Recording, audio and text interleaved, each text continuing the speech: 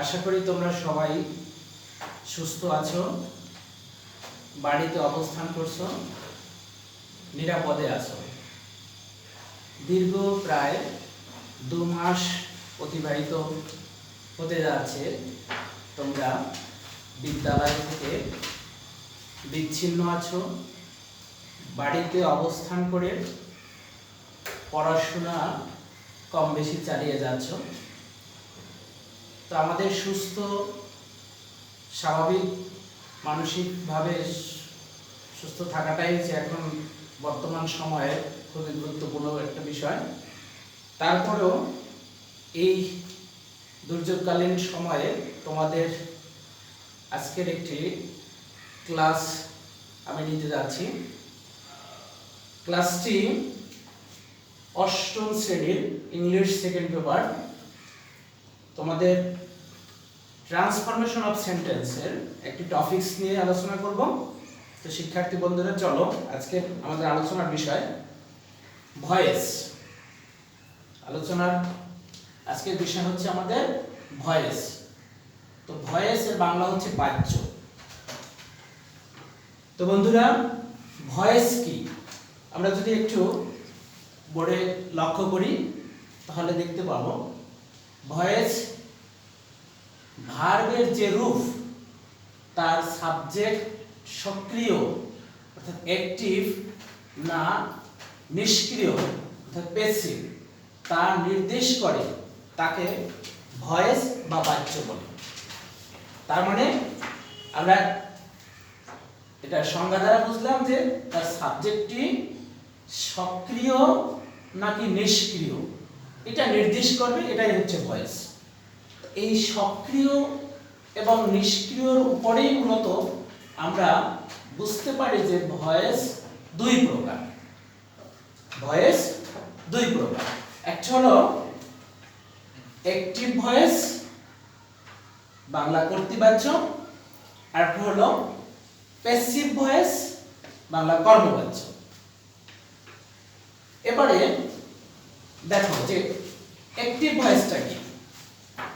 Active ভয়েসটা হচ্ছে এই যে আমরা সংজ্ঞায় বলছিলাম যে সাবজেক্ট সক্রিয়, তাহলে ভার্বের যখন সাবজেক্টটি সক্রিয় থাকে অর্থাৎ সাবজেক্ট যখন নিজে কাজটি সম্পন্ন করতে পারে তখন সেটা হচ্ছে আমার অ্যাক্টিভ ভয়েস। আর প্যাসিভ ভয়েস কি, যখন সে সাবজেক্ট হিসেবে ভার্বে বসে কিন্তু সে নিজে কাজটি সম্পন্ন করতে পারে না অর্থাৎ নিষ্ক্রিয় থাকে, তখন সেটাকে বলা হয় প্যাসিভ ভয়েস। আমরা আজকে অ্যাক্টিভ থেকে প্যাসিভ যে আমরা চেঞ্জ করব, যেটা আপনাদের বলা আছে যে ট্রান্সফরমেশন, এই যে অ্যাক্টিভ থেকে প্যাসিভ করতে গেলে আমাদের কয়েকটা বিষয় একটু পূর্বে জানা থাকা দরকার। সেটা হলো যে আমরা যে পরিবর্তনটা করব আসলে কার পরিবর্তন করা যাবে কার করা যাবে না। আমরা একটু শুরুতেই আসি যে যে সকল ভার্বের ভয়েস চেঞ্জ করা যায় না অর্থাৎ অ্যাক্টিভ থেকে প্যাসিভ করা যায় না সেটা একটু জানি। এক নম্বর হলো যে ট্রানজিটিভ ভার্বের ভয়েস চেঞ্জ হয় না। 2 হ্যাভ ভার্ব অর্থাৎ হ্যাভ, হ্যাজ, হ্যাড, এই ভার্বগুলো যখন আছে অর্থের মূল ভার্ব হিসেবে ব্যবহৃত হয় তখন তা প্যাসিভ হয় না। তাহলে আমরা একটু এই যে ইন্ট্রানজিটিভ ভার্বের প্যাসিভ হয় না, তাহলে আমাদের একটু জানা দরকার যে তাহলে কোন ভার্বের প্যাসিভ হয়। আমরা প্যাসিভ করতে গেলে আমাদের ভার্বটি অবশ্যই ট্রানজিটিভ ভার্ব হতে হবে। আমরা ভয়েস চেঞ্জ করতে গেলে আমাদের ভার্বটি কি হতে হবে, ট্রানজিটিভ ভার্ব হতে হবে। এবারে আসো আমাদের এই যে অ্যাক্টিভ থেকে প্যাসিভ করব অথবা ভয়েস চেঞ্জ করব, চাই যেটাই বলি আমরা, এটা করতে গেলে আমাদের 3টা বিষয় খুব জানা থাকা দরকার। সেই বিষয় 3টা কি আমি একটু বোর্ডে লিখি, খেয়াল করো তোমরা। এক নম্বর হলো চিনতেই হবে আমাদের, সেটা হলো সাবজেক্ট 2 নম্বর হলো ভার্ব, 3 নম্বর হলো অবজেক্ট। এই তিনটা বিষয় আমাদের চিনতেই হবে। আমরা অ্যাকটিভ থেকে প্যাসিভ অথবা আমরা যখন ভয়েস চেঞ্জ করব তখন, বা প্যাসিভ থেকে অ্যাকটিভ আবার যখন আমরা উল্টোটা করব তখন আমাদের এই তিনটা বিষয় না চিনলে পরে আমরা মূলত ভয়েস চেঞ্জ করতে পারবো না। এবার আসলে সাবজেক্টটা কি, আমরা এখানে একটা উদাহরণ লিখি। উদাহরণটা দিয়ে আমরা তিনটা জিনিসকে একটু বোঝার চেষ্টা করব। যে রানা finishes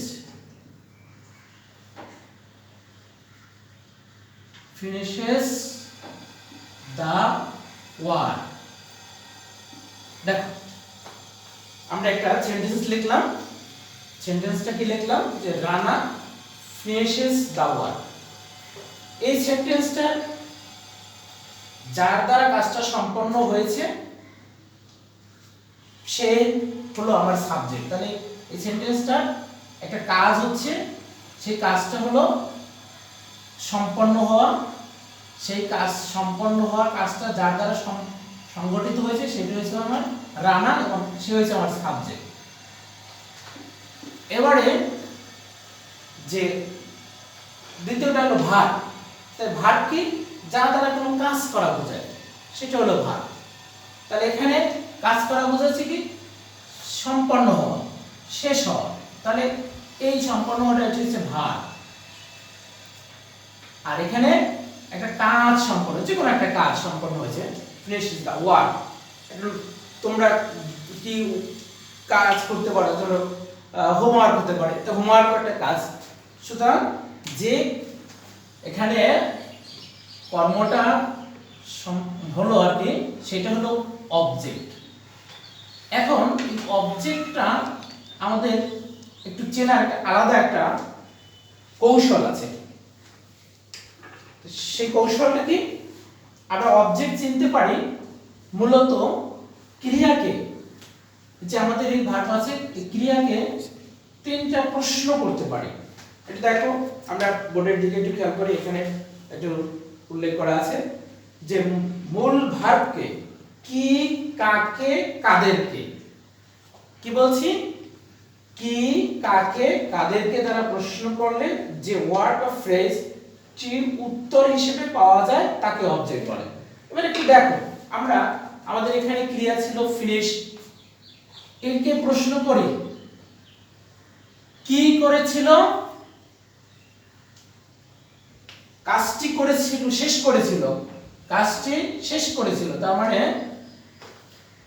কাজটি যে শেষ করেছিল, এইখানে যে আমার কি দ্বারা প্রশ্ন করলে কাজটি উত্তর আসে। কি শেষ করেছিল? কাজটি। তাহলে কি প্রশ্ন করায় আমরা যে এই যে কাজটি পেলাম, দা ওয়ার্ক, এটা হলো আমার অবজেক্ট। আচ্ছা, এবারে আরেকটা আমরা एग्जांपल লিখি। দেখো খেয়াল করে যে ইউ নো হিম। এই যে এই নো অর্থ চেনা বা জানা। ইউ নো হিম অর্থাৎ তুমি তাকে চিনো। এখন এই যে চিনো, চেনা, কাকে চিনো? তাকে। তুমি প্রশ্ন করলে এবারে দ্বিতীয়বার কাকে দিয়া, তাহলে কাকে প্রশ্ন করলে তুমি এই যে তাকে পাইলে, এটা একটা অবজেক্ট। এটা কি? অবজেক্ট। তাহলে আমরা আবার কখনো কখনো এটা যখন প্লুরাল হয় তখন কাদেরকে আমরা দিয়ে প্রশ্ন করব। তো যাই হোক, ক্রিয়াকে কি বা কাকে দ্বারা অথবা কাদেরকে দ্বারা প্রশ্ন করলে যদি আমরা উত্তর পাই, বা যে উত্তরটি আমরা পাবো, যে শব্দটি অথবা যে ফ্রেজটি আমরা পাবো, সেটাই হচ্ছে আমাদের অবজেক্ট। তো মূলত আমরা এই অ্যাকটিভ থেকে প্যাসিভ করার ক্ষেত্রে আমাদের এই তিনটা বিষয়, সাবজেক্ট, ভার্ব, অবজেক্ট, এই তিনটে বিষয় আমাদের খুবই জানার দরকার ছিল। বন্ধুরা, আমরা এটা জানতে পারলাম। এবারে আসি, আমরা অ্যাকটিভ থেকে প্যাসিভ করতে গেলে আমাদের কতগুলো টু বি ভার্ব দরকার, অর্থাৎ অক্সিলারি ভার্ব দরকার। আমরা মূলত ভয়েস চেঞ্জ করব বা ভয়েস চেঞ্জ করা হয় 9টি টেন্সের। তোমরা জানো নিশ্চয়ই যে টেন্স 12 প্রকার, তার ভিতরে 9টা টেন্সের অ্যাক্টিভ থেকে প্যাসিভ করা হয়। এই 9টা টেন্সের প্যাসিভ করার সময় যে আমাদের অক্সিলারি ভার্ব অর্থাৎ প্যাসিভ ভয়েসে ব্যবহৃত যে অক্সিলারি ভার্বগুলো বসে সেগুলো আমাদের চিনে থাকা দরকার বা সেগুলো আমাদের জানা থাকতে হবে। আমরা প্রথমে প্রেজেন্ট ইনডিফিনিট টেন্স, আমরা জানি প্রেজেন্ট ইনডিফিনিট টেন্সে আমরা অক্সিলারি ভার্ব হিসেবে কোনো ভার্ব থাকে না, শুধুমাত্র নেগেটিভ অথবা ইন্টারোগেটিভ করার সময় ডু অথবা ডাজ ব্যবহার করি। কিন্তু যখন আমরা প্যাসিভ করব তখন আমাদের প্রেজেন্ট ইনডিফিনিট টেন্সে অক্সিলারি ভার্ব হিসেবে আসে am, is, are। Present continuous tense যখন অ্যাক্টিভ অবস্থায় থাকে তখন তার অক্সিলারি ভার্ব হয় am, is, are। কিন্তু যখন প্যাসিভ ভয়েস হয় তখন তার অক্সিলারি ভার্ব হিসেবে বসে am being, is being, are being। আমি যদিও একসাথে লিখে দিয়েছি am, is, are, being, এটাকে নিতে হবে আমাদের এরকম am being, is being, are being। Present perfect tense, এটার যখন অ্যাক্টিভ অবস্থায় থাকে তখন তার অক্সিলারি ভার্ব থাকে হ্যাভ অথবা হ্যাজ। যখন প্যাসিভ ভয়েস হয় তখন অক্সিলারি ভার্ব হয় হ্যাভ বিন অথবা has been. Past indefinite tense যখন অ্যাক্টিভ অবস্থায় থাকে তখন তার অক্সিলারি ভার্ব থাকে না, কিন্তু নেগেটিভ অথবা ইন্টারোগেটিভ করার সময় আমরা ডিড ব্যবহার করি। কিন্তু যখন প্যাসিভ ভয়েস হয় তখন অক্সিলারি ভার্ব হিসেবে ওয়াজ অথবা ওয়্যার ব্যবহার করা হয়। পাস্ট কন্টিনিউয়াস টেন্স অ্যাক্টিভ অবস্থায় থাকলে ওয়াজ অথবা ওয়্যার, আর যখন প্যাসিভ করি তখন অক্সিলারি ভার্ব ওয়াজ বিইং অথবা were being. Past perfect active অবস্থায় থাকলে অক্সিলারি ভার্ব শুধুমাত্র হ্যাড, আর যখন প্যাসিভ হয় তখন হ্যাড বিন। ফিউচার ইনডিফিনিট যখন অ্যাক্টিভ অবস্থায় থাকে তখন তার অক্সিলারি ভার্ব শ্যাল অথবা উইল, আর যখন প্যাসিভ হয় তখন shall be, will be. Future continuous যখন অ্যাক্টিভ অবস্থায় থাকে তখন শ্যাল বি অথবা উইল বি, শ্যাল বি অথবা উইল বি, আর যখন এটা প্যাসিভ হয় তখন শ্যাল বি বিং অথবা will be being. Future perfect যখন অ্যাক্টিভ অবস্থায় থাকে তখন শ্যাল হ্যাভ অথবা উইল হ্যাভ, আর যখন প্যাসিভ অবস্থায় থাকে তখন shall have been, will have been. তো শিক্ষার্থী বন্ধুরা, আমাদের এই যে প্যাসিভ ভয়েস করার ক্ষেত্রে যে 9টা টেন্সের অক্সিলারি ভার্ব যে আমরা ব্যবহার করব সেটা আমাদের মনে রাখতে হবে। যদি তোমরা মনে করো এটাকে তোমাদের মুখস্থ করে রাখার, সেভাবে মুখস্থ করে রাখবে। আচ্ছা, আজকে আমরা আসি এ পর্যায়ে যে অ্যাক্টিভ ভয়েসকে প্যাসিভ ভয়েসে রূপান্তরের জন্য আমাদের কয়েকটি নিয়ম অনুসরণ করতে হয়। আমি এখানে 5টা নিয়ম তোমাদের জন্য উল্লেখ করছি, কিন্তু এই 5টা নিয়ম আমাদের সব সময় বলবৎ থাকবে, একদম তা না, কখনো এর থেকে কম বেশি হবে। তবে সাধারণত আমরা এই 5টা নিয়ম অনুসরণ করে অ্যাক্টিভ থেকে প্যাসিভ করে থাকি বা করব। প্রথম যেটা আমি একটু সংক্ষেপে লিখছি তোমাদের, আমি এটা সংক্ষেপে মানে লেখাটা দেখাচ্ছি কিন্তু বলে যাচ্ছি পুরোটা, যে অ্যাক্টিভ ভয়েসের অবজেক্টিভ প্যাসিভ ভয়েসের সাবজেক্ট হয়।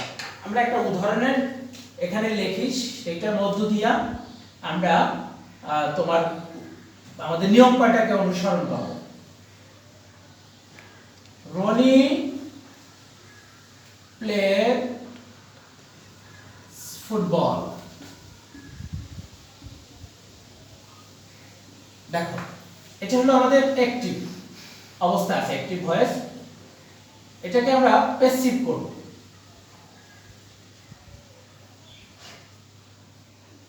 আচ্ছা, 1 নম্বরে আমি বলছিলাম যে অবজেক্টই সাবজেক্ট হয়। তাহলে অবজেক্টই কার অবজেক্ট? অ্যাক্টিভ ভয়েসের অবজেক্টই প্যাসিভ ভয়েসের সাবজেক্ট আমাদের 1 নম্বরে বলা আছে। তাহলে অ্যাক্টিভ ভয়েসের আমরা অবজেক্টকে এখানে আমরা আগেই চিনছিলাম যে আমাদের তিনটা জিনিস চিনতে হবে, যে এখানে কাজটা সম্পন্ন করে সেটা কি, সেটা সাবজেক্ট, আর এখানে যে কাজ হয়েছে সেই কাজটা হয়েছে ভার্ব, আর এখানে এই ভার্বকে আমরা কি বা কাকে দ্বারা প্রশ্ন করলে অর্থাৎ ভার্বের যে কর্মটা থাকে সেটাকে বলা হয় আমাদের অবজেক্ট। অর্থাৎ এক অর্থে এটা তোমার একটা ট্রানজিটিভ ভার্ব। এটা কেমন ভার্ব?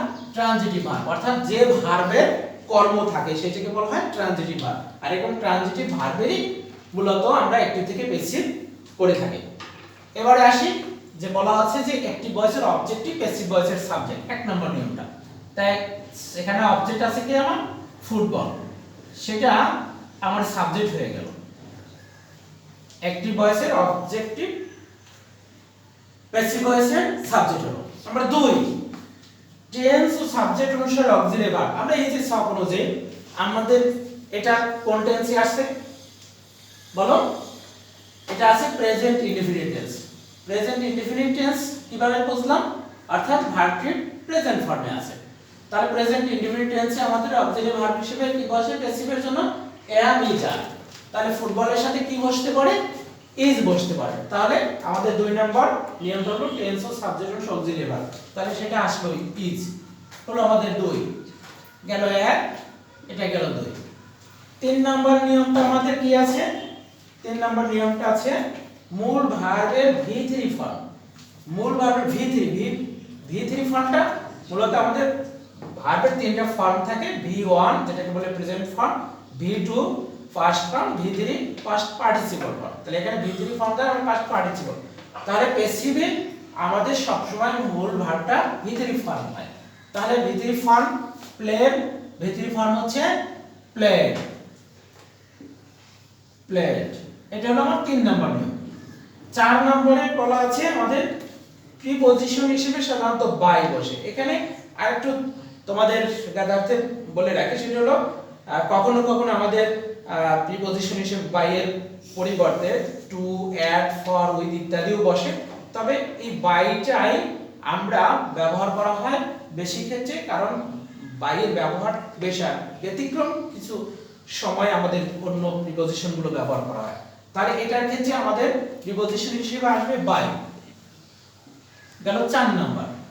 পাশে বলা আছে যে সাবজেক্টিভ অবজেক্ট, তার সাবজেক্টিভ অ্যাক্টিভ ভয়েসের, অ্যাক্টিভ ভয়েসের সাবজেক্টিভ প্যাসিভ ভয়েসের অবজেক্ট হবে। তাহলে অ্যাক্টিভ ভয়েসের সাবজেক্টই আছে আমার রনি, সেটার অবজেক্ট হবে অবজেক্টিভ রূপ হিসেবে। এখানে যেহেতু আমার নাউন আছে সেক্ষেত্রে নাউনটা ঠিক থাকবে অবজেক্ট হিসেবে। এটা হলো 5 নম্বর নিয়ম। অবজেক্টিভ রূপ হিসেবে তোমরা জানো আই এর অবজেক্ট মি, উই এর অবজেক্ট আজ, ইউর অবজেক্ট ইউ, হির অবজেক্ট হিম, শির অবজেক্ট হার অবজেক্টিভ। এইরকম এগুলো দে, দেম, এইগুলো আমরা অবজেক্টিভ রূপ হিসেবে ব্যবহার করবো। আবার এগুলো অবজেক্টিভ রূপটা যেটা থাকবে আবার সাবজেক্টিভ যখন হবে তখন তার সাবজেক্টিভ রূপ ব্যবহার করতে হবে। তো শিক্ষার্থী বন্ধুরা, আমরা অ্যাক্টিভ থেকে প্যাসিভ করার যে 5টা নিয়ম আমাদের এখানে দেয়া আছে, সেই 5টা নিয়ম কিন্তু আমরা এই যে অ্যাক্টিভ থেকে প্যাসিভ করব সেখানে কিন্তু ফলো করছি, অনুসরণ করছি।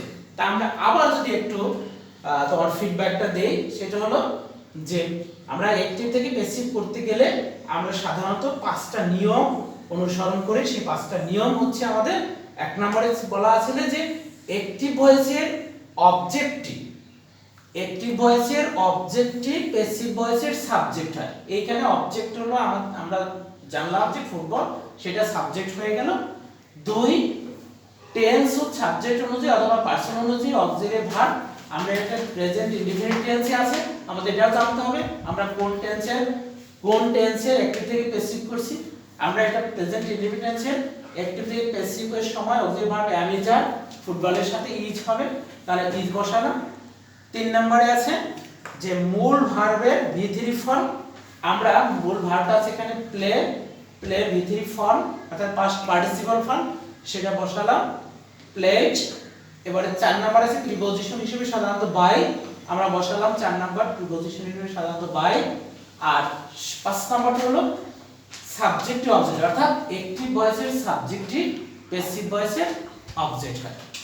তো শিক্ষার্থী বন্ধুরা, এই যে আমরা যে অ্যাক্টিভ থেকে প্যাসিভ করলাম, এটা এভাবে আমরা 9টা টেন্সে অ্যাক্টিভ থেকে প্যাসিভ করে ফেলতে পারবো। এই 9টা টেন্স একই ফর্মুলা ব্যবহার করে আমরা অ্যাক্টিভ থেকে প্যাসিভ করব। কখনো কখনো তোমাদের সামনে হয়তোবা এর মধ্যে কিছু কিছু শব্দ সেন্টেন্সের যখন সম্প্রসারণ ঘটে বা সেন্টেন্স যখন বড় হয় তখন অতিরিক্ত কিছু বিষয় থাকে, সেই অতিরিক্ত বিষয়গুলো তোমরা এই বাই এর পূর্বে সেটা বসাই দিলেই হয়ে যাবে। তো কিভাবে অতিরিক্ত হতে পারে? মনে করি যে running plays football in the field, এই যে এখানে যদি অতিরিক্ত একটা শব্দ এখানে যোগ করা থাকতো যে ইন দা ফিল্ড, এই অতিরিক্ত জিনিসটুকু আমরা এখানেই বসাই দিতে পারতাম ইন দা ফিল্ড। তারপরে আমরা বাকি আমাদের অপশনগুলো যা নিয়ম আছে বাকিগুলো আমরা নিয়ম অনুযায়ী করে যাব। এখানে অতিরিক্ত একটা সেন্টেন্সের এক্সটেনশন, আমাদের এখানে সেন্টেন্সটার এক্সটেনশন হিসেবে বাইয়ের আগে আমরা সেটা বসিয়ে দেব। তো আজকে আর তোমাদের বিষয় এই ক্লাসটার বিষয় আর দীর্ঘায়িত করব না। আমরা আবার এই অ্যাক্টিভ থেকে প্যাসিভ অথবা এটার আবার প্যাসিভ থেকে অ্যাক্টিভ করার অথবা অ্যাক্টিভ থেকে প্যাসিভ করার সেন্টেন্সগুলোর আমাদের অ্যাসার্টিভ থেকে তোমার ইন্টারোগেটিভ ইম্পারেটিভ, এই যে সেন্টেন্সগুলোর আমরা অ্যাক্টিভ থেকে প্যাসিভ করা শিখব পরবর্তী ক্লাসে। তো শিক্ষার্থী বন্ধুরা, তোমরা সবাই বাড়িতেই থাকবে, নিরাপদে থাকবে এবং স্বাস্থ্যবিধি মেনে চলবে। কম বেশি বাসায় পড়াশোনা করার সাথে সাথে বাসার মধ্যে থেকে ইনডোর কিছু গেম অর্থাৎ কিছু খেলা খেলবে, যাতে শারীরিক পরিশ্রম হয়। শারীরিক ব্যায়াম করা এখন খুবই দরকার। বাসার সবার সাথে হাসি খুশি থাকবে, সবাই ভালো থাকবে। আবার আমরা এই বৈশ্বিক এই মহামারীর দুর্যোগ সবাই মোকাবেলা করে সাহসের সাথে আবার সবাই একত্রিত হব, সুন্দরভাবে আমাদের আবার স্কুলে দেখা হবে। এই বলে তোমাদের সবার সুস্বাস্থ্য কামনা করে আজকের মতো বিদায় নিচ্ছি। ধন্যবাদ সবাইকে।